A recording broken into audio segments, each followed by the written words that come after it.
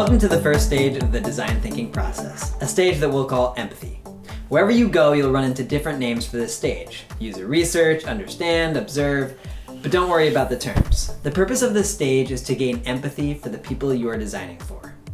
What's empathy? Good question. The dictionary defines empathy as 1.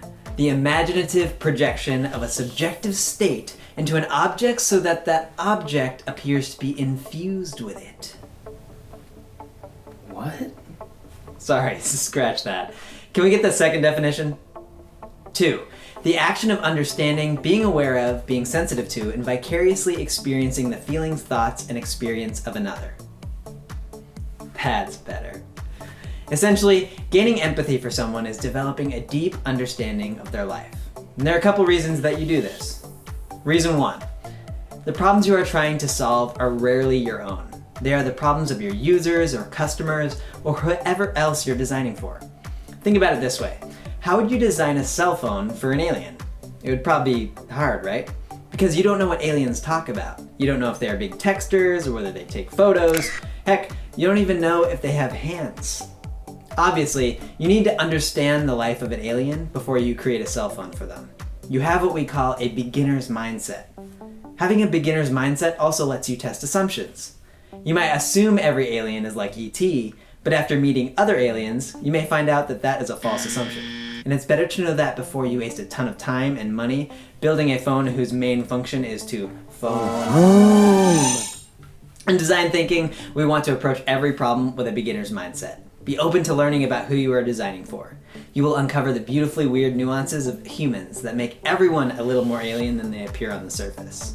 And if you leverage those characteristics in your solution, you'll create something impactful. The second reason why gaining empathy is so important is that it helps us find the right problem to solve. Starting at problem finding rather than solution finding is one of the key ways design thinking differs from traditional problem solving. Most of us were taught to jump to finding solutions right after we were presented with a problem, like 2 + 2 = 4. Or find the half-life of a first-order reaction if the reaction content K is 2 × 10⁻³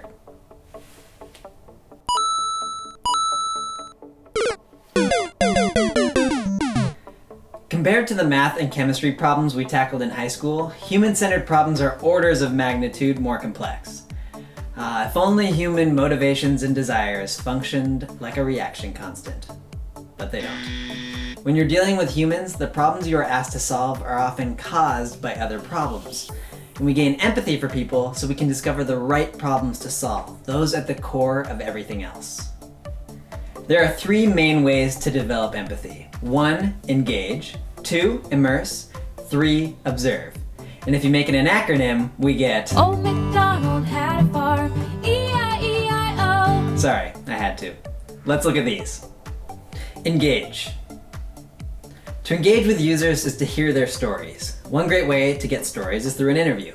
Your goal for an interview is to understand a person's thoughts, emotions, and motivations. By understanding the behaviors of the person, you can identify their needs and then design to meet those needs. Here are a couple of tips to make an interview go smoothly. First, prepare a user interview guide. You should allow room for improvisation in your conversation, but sometimes it's nice to just have a track to follow. Your participant guide has plenty of tips on how to structure an interview. Second, if you're in a team, assign someone to take notes and someone else to conduct the interview. Multitasking can be hard. The most important thing to remember while conducting an interview is to encourage stories. Ask the person you're interviewing to take you to specific moments. So instead of asking, how do you usually skydive, ask, can you tell me about the last time you went skydiving? I'm okay! Stories also get people talking about their emotions. Ask, how did you feel at that moment, or why is that important to you? Constantly ask why to dig deeper into emotion and motivation. Immerse. Immersion is the act of becoming part of the user group yourself. Kind of like... Immersion is an actual physical manifestation of spending a day in someone else's shoes. It allows you to reflect on your own experience of being a user in order to learn new things. 3. Observe. The reason we observe is because it gives us authentic information about how people behave. Sometimes, and maybe you've noticed, what people say and what they do is often very different. Now that you have some background on empathy, let's check out an example of how it's being used out in the real world. Presenting our first installment of Design Thinking in Action! That travel bit you talked about is pretty interesting. Do you mind talking a little bit more about that? Like, how does travel look in your job responsibilities? So I travel about maybe 25% of the time. So it might be 1 week within a month. That might be some regular frequency. Some months will be more travel, some months might be less. And I usually go for some type of workshop, a design thinking workshop, and then I come back and then I get to relax and go back home and then do it again. Okay.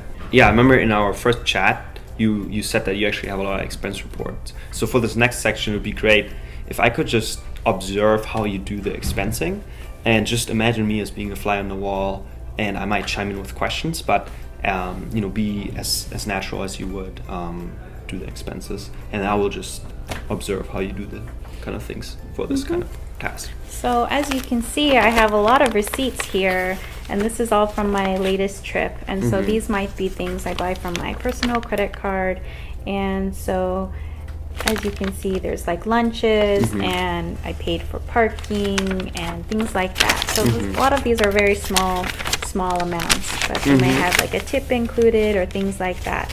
And so what I do is go and paste all of these receipts on paper, so then I can scan them into the computer, and I might write a little note as to what it is, so that when I go back to do my expense report, I'll remember, oh, that was lunch, or this was dinner. So that might be something I'll do. So here I will start by creating a new expense report. So now it's your turn to go out and do some empathy work. Remember, have a beginner's mindset, be problem focused, not solution focused, be aware of your assumptions, engage, immerse, observe, and if you do all this, you'll be on your way to discovering the right problem to solve.